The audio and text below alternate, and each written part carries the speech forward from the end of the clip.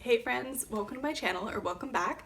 I've got a Pan Those Eyeshadows update and I am so excited. This is one of my favorite projects and I have been wanting to sit down and film this for about a week or so now, but I've been really busy with final exams, so it just kind of had to wait. It's not even the filming these that takes that long, it's the editing them because there's so many like shots and cutting videos and stuff that have to go in, so I didn't want to.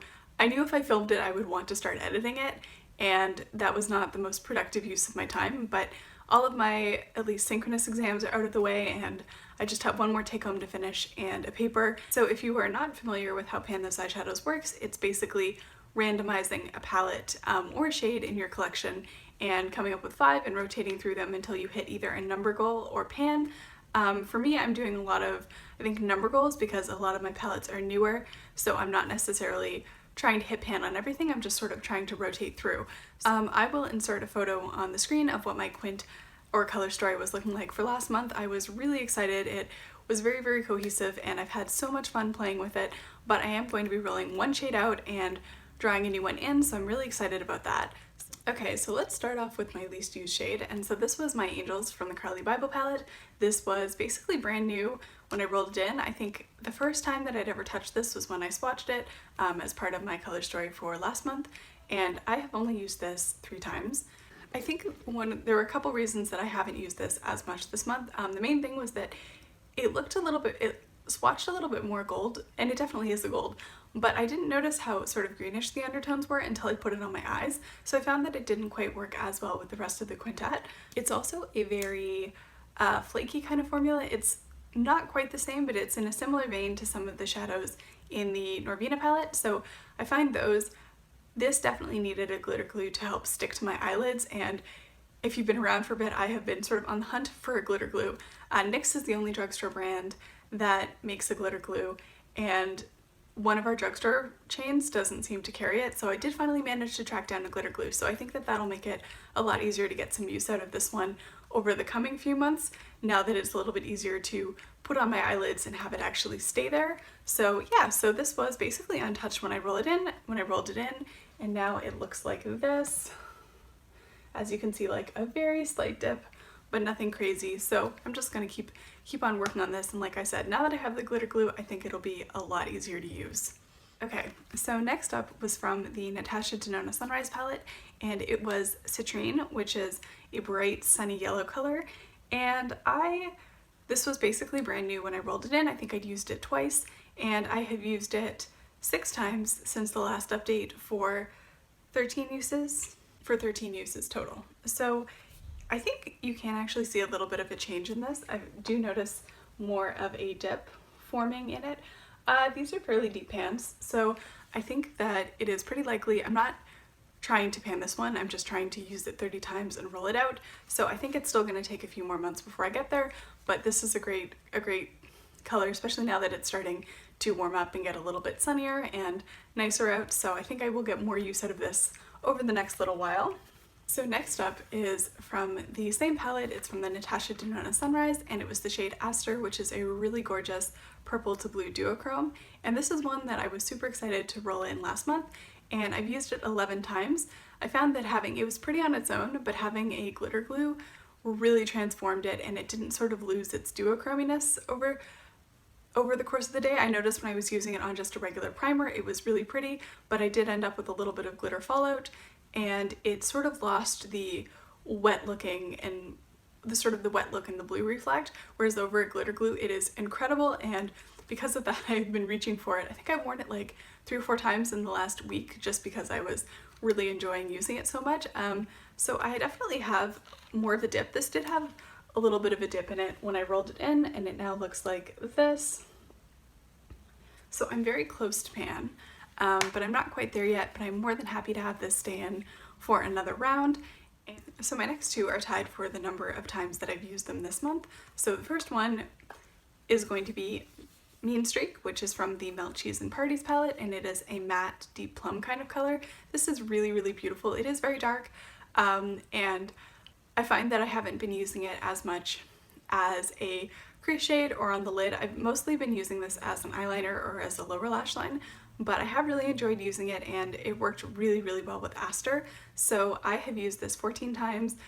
since the last update for 20 times total, and my goal for rolling things out is 30 uses, so I'm not necessarily trying to pan this, but I do think that I will be able to roll it out next month if I continue using it at the same rate, which shouldn't be too hard to do. So yeah, really glad to have this one in, and this is what it's looking like. So it's this guy right here, and as you can see, there is a little bit more of a dip.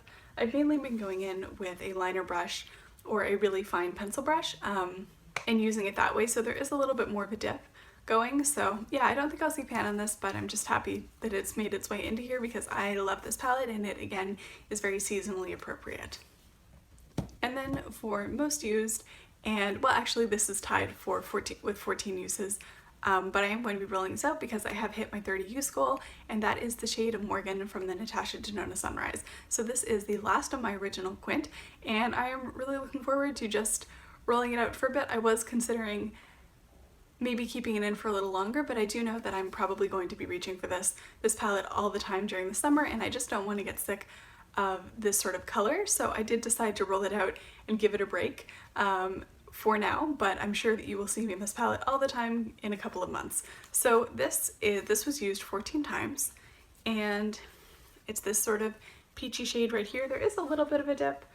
These don't have a ton of kick up, and I've been mainly using this with a fluffy brush, so not a huge dip, but this palette was pretty new when I started up this project, so I'm just glad to have rolled this in and gotten some good use out of it.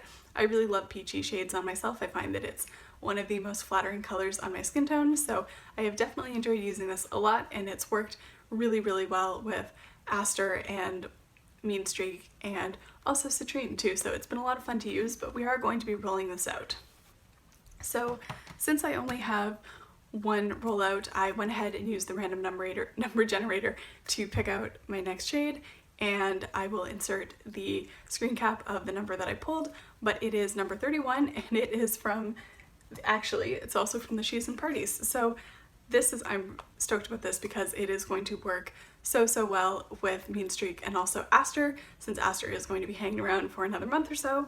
And so I got the shade Total Immortal, which is this guy right here. It is a sort of matte mauvey shade. Now this looks really light in the pan. It pulls a little deeper on me, but that's not entirely surprising. I find that things do tend to pull a little darker on me. I think it might be a skin chemistry thing. I've heard that redheads have slightly more acidic skin pH, so I don't know if that's why, but I noticed that liquid lipsticks and other things tend to pull a little darker on me, so I am so excited to have this in. I love this palette. Again, very seasonally appropriate, so I am looking forward to getting some use out of this. These pans are deep and melt shadows are pigmented, so I'm not sure if I will necessarily pan this, but as long as I get a little bit of use out of it, I will be super happy about that. And like I think I just said, it does work really well with Aster. So yeah, I'm just gonna go ahead and swatch out my new color story for this month, and I'll show you what it looks like. Right, so I'm back, swatches have been taken, hands have been washed, and we are looking like this. So this is very cohesive. Obviously these two are kind of outliers, but I think they'll actually work pretty well together, and I am planning on using the Huda Beauty Emerald Obsessions as my palette of the month for May, and so I think that these two will actually work well with some of the greens in there, especially the grungier greens, because there's kind of an olive green and a really light gold. So I think I will be getting more use out of those, and apparently the universe is trying to tell me to wear more purple eyeshadow, which I will happily oblige. So I think that is going to wrap it up for the rundown part of this, but I did actually manage to take photos of a whole bunch of different looks, so I will really quickly run you guys through all of the looks that I created with my eyeshadows for this month, and there are, yeah, more of them than usual. Usually I forget to photograph, but I did a pretty decent job. This is also slightly delayed, so I have had like an extra week or so. But anyway, all right, so let's talk about eye looks. So I have, I think, 5 to show you. So the first one was one of my favorites, and so this one definitely used Citrine as a transition and crease shade, Morgan a little bit further down, and then I think it looks like Awakening on the lid, and then Mean Streak as an eyeliner, and probably on the lower lash line too. So this was very warm and very, sunsetty, which is sunrise, which was the point of the palette. So I definitely really enjoyed this, and having used Awakening with a glitter glue, it is even more incredible. So I think that I will probably be repeating this in the future because I really liked how it turned out. Okay, so next up, this was an experimental look from the Carly Bible palette. I was going for something a little bit more neutral because I had a meeting, and so I did Chai in the crease, Moo from the Carly Bible as my all over lid shade, and then I used my Angels as my like outer third color. So very simple, very pretty, more neutral than I've been wearing, but I'm not mad at it. And here's just another version of that with my eyes closed. I did not use a primer for this, so Moo definitely transferred a little bit up on my lids, but I have hooded eyelids, so I expect that. But yeah, I just thought this was really like soft and pretty, and yeah, something definitely feels like something I would have worn frequently a few years ago. All right, next up, so this was using the purples. So I actually wore some semblance of this look quite often, most of the time when I use Aster. So I have Aster all over the lid. This was, I think, pre-glitter glue, so it's not looking as blingy and intense as it does with a glitter glue, but still really, really pretty. And then I would have used Total Immortal, Last Caress, and Mean Streak, all from the Melt Cheese and Parties. And then I think I used probably one of the dark shimmers from the Cheese and Parties. I've done this with Sleepwalk, I've done it with Mean Streak, and I've also done it with Lost Control as sort of my outer third shade, and then along the lower lash line too. So I thought this was really pretty. I love a good purple smoky eye. So yeah, definitely will be repeating this, especially now that I have Total Immortal in my quint for this month, so definitely will be repeating this quite often. And then last but not least, we have sort of another take on the sunset eye. So I definitely would have used Citrine as my transition, Morgan in the crease, and then my Angels as an all over lid shade. And then I think I put Phlox, which is the red, one of the reds. It's the more orangey red as opposed to the more pinky red, but it's the more orangey red in the Sunrise palette, and I would have used Phlox as my outer third color, and then along the lower lash line. I am not sure how I feel about this. I feel like the lid shade, my Angels, definitely looks more green when paired against some of the peaches. So I wasn't like the biggest fan of this, but I think it was fun and I'm glad I tried it, but I'm not necessarily sure that I would repeat this. And before I forget, let's quickly go over pan percentage. Nothing's changed. I don't have any bonus pans, no pans for this month, so it is still at the same, it's at about 7.18. I'm very close in some pans for my palette, for my Pan That palette, but no cigar yet, unfortunately. So yeah, no changes for this month, maybe by next month. All right, so now that I've shown you all my looks, I am looking forward to getting to play around with some more colors over the next month. I am starting a summer class technically today, although none of the modules have actually opened, so I think tomorrow.